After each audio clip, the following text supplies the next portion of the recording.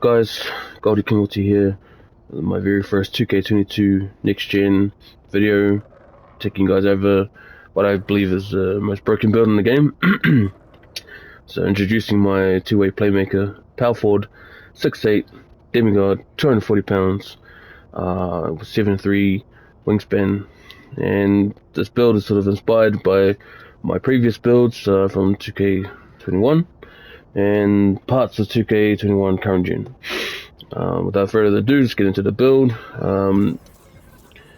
My attributes, we're looking at a 72 driving layup, which is consistent for layups. 90 driving dunk. You need a 92 driving dunk for contact animations, but I'm not too fussed on that. 90 driving dunk is sort of plenty to sort of get the job done. Standing dunk, once that's fully upgraded, that's also ideal if you're, especially if you're a 4 or 5. You want to be able to get those standing dunk animations just to help your team finish. I get 16 finishing badge points, so I'll show you later on how I distribute those, or how I eventually will distribute them once I've completed all the badge points. Moving over to shooting, middies 70 and above, pretty consistent. I don't often take too much mid-range, but when I do, hopefully it goes in. Moving on to the 3-point, 81 3-point. I think the threshold or the cutoff was like 75, if I'm right or wrong, for both current and next gen. This basically means the percentage for taking these shots are more consistent if your three ball is above 75. Free throw is low, but this build is basically designed for park, so I can essentially do the things necessary, and you don't need to do free throws in the park. This won't be ideal if you're a rec player, or if you prefer playing career.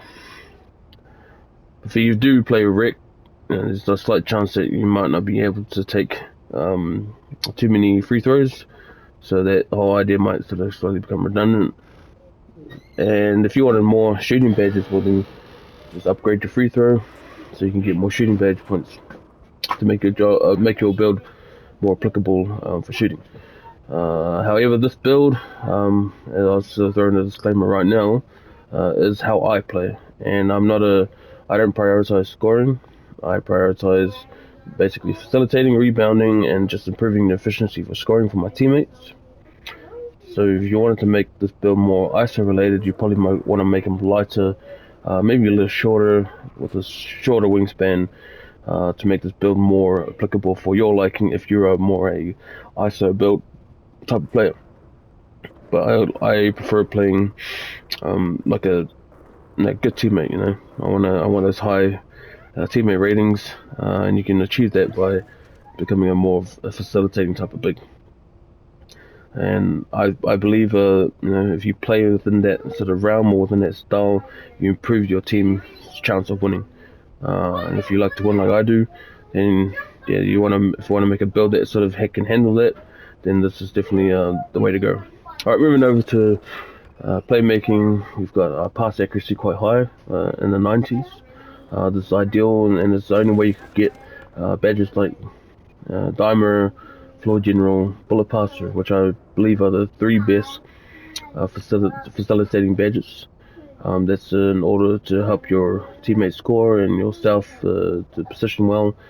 Bullet Passer is a no-brainer, especially with the way people play defense and lane defense, which I'll touch on later. But badges like Dimer, Floor Gen also improve your chances of scoring for your teammates. Ball handle is relatively low in comparison to, I think 80 ball handle is what you need to get pro dribble moves. I'm not a huge fan of pro dribble moves. I think they're overrated, if I'm being completely honest. I mean, if you're a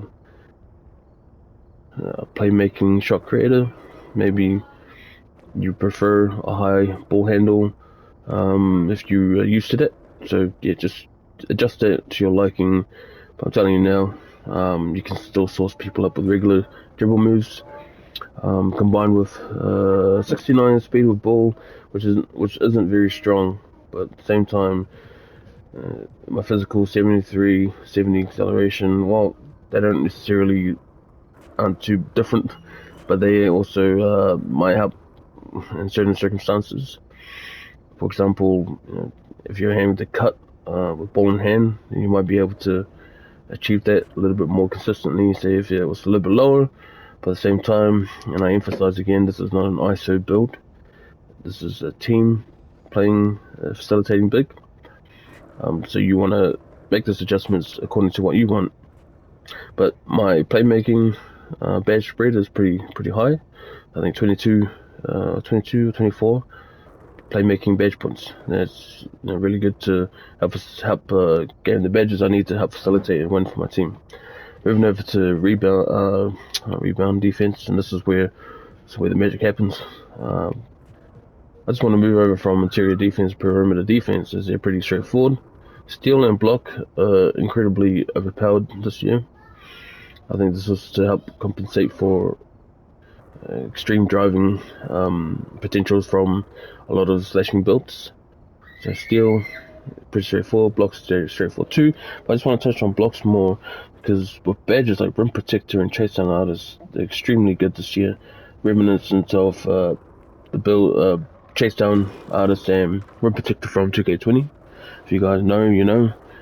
You could sort of swat people from behind the free throw on an open contest, open dunk or layup, and swat it all the way back down to your half of the court. And you can pretty much do the same on this game. Offensive rebounds, straightforward. Defensive rebounds, also straightforward. Offensive rebounds aren't necessarily as good as defensive, as these are more situational. You don't really find yourself under the rim if you're trying to spread the floor or facilitate. So you don't really want to be fighting boxes too much on offense. You put your team in jeopardy on defense. So you upgrade defense. Even some good guards also put up defense rebound as they find themselves situationally under the rim defensively. So you want to secure the ball at all times. And if you do sort of miss the shots, well, offensive rebounds become not so important in that situation, in that circumstance. Physicals, strength, vertical, stamina. Vertical, I believe you needed like 75 or 70 verticals to accommodate for contact dunks, I think. Not too sure, I'll have to check that one later. 71 stamina, again, not an ISO build. You're just doing whatever necessary, i.e. rotating to your position or transitional play. Just being smart with how you use your relatively moderate stamina rating. Strength, now this is one thing I didn't get to necessarily learn so far because in previous Call of Duties, previous 2Ks, cut that part, previous 2Ks didn't really necessarily need strength. Speed was predominant majority of the time. So this comes to the end of my attributes, but moving on to my badges. So you got Limitless Takeoff, which is a new badge, which I really like. It's way better than Fancy Footwork from previous 2Ks. This works more fluidly, in my opinion, as you're able to engage into your animations for dunking earlier than later. Pressurizer, straightforward. Contact, the same as Contact Finisher, Slithy Finisher, same thing.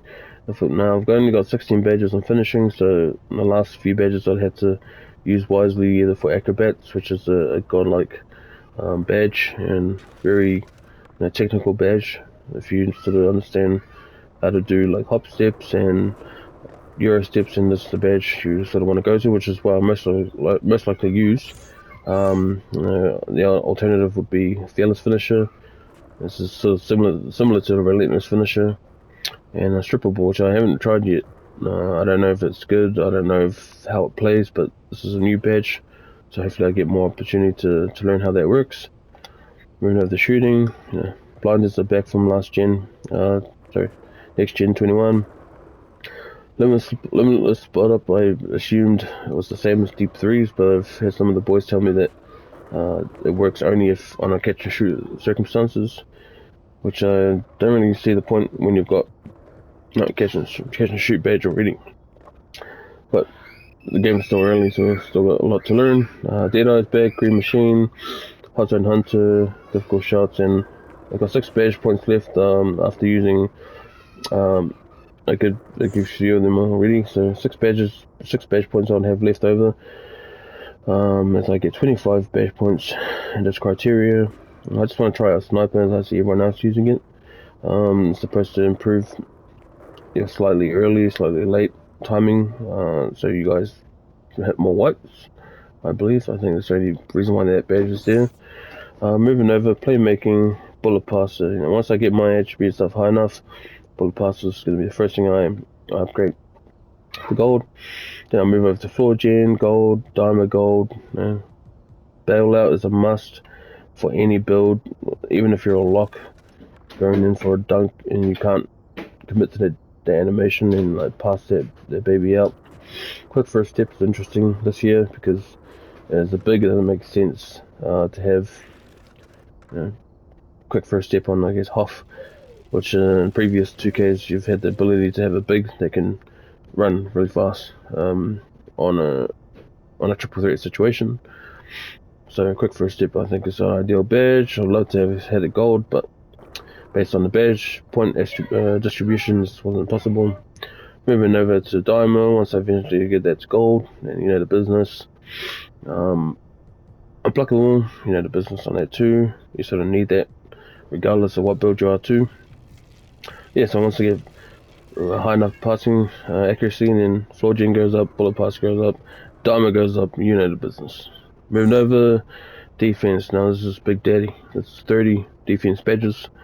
Badge points. Gotta try out, you know, chase on artists overpowered even on bronze. Can't imagine what it's like on half or gold, which I might upgrade when I eventually get there. Progress stick, also a must for a 4 or 5. That just helps with the frequency of defense and under the rim, so you can contest a little bit more frequently. But you also want to time that and not abuse the heck out of the pogo, because they can come bite you in the ass if you're not ready. Rim protector, can't wait to get this gold. When I get the gold, overpowered. Box, also mandatory for any 4 or 5. I've generally played with it on bronze. I find that sometimes the rebound animation is quick enough that you don't need too high of a box. You know, you sort of just want to fight it when you need to fight rebounds. Bronze boxes is ideal. Clamps, straightforward. Ideal that I got this on silver. You can really contest bigs that try to drive on me. Interceptor, also good if you like to play lanes. The higher it is, the less penalties you take when you're trying to overextend for a steal. Intimidator, straightforward. Again, I'd love to have this on half, but gold has been doing me justice. And yeah, once I get a high enough, more badges, rebound chase will go up, rim protector will go up, and chase down artists, box, clamps, you know the business. Alright, so basically guys, that comes to the end of this video, and hope you guys enjoyed my first 2K22 my player introduction. Again, reiterate as I did do the middle of this video. If you're looking for an ISO build, this is probably not the best ISO build, but even without high ISO attributes, you can still source with this build. I'm gonna have to show you guys videos later on when I eventually get those clips. But otherwise, yeah, hope you guys enjoyed this video. If you guys want to know my jump shot, just let me know in the comment section, and I'll let you guys know what the business is. Alright, thank you guys. Hope you guys enjoyed the video. Yeah, I'll catch you guys later.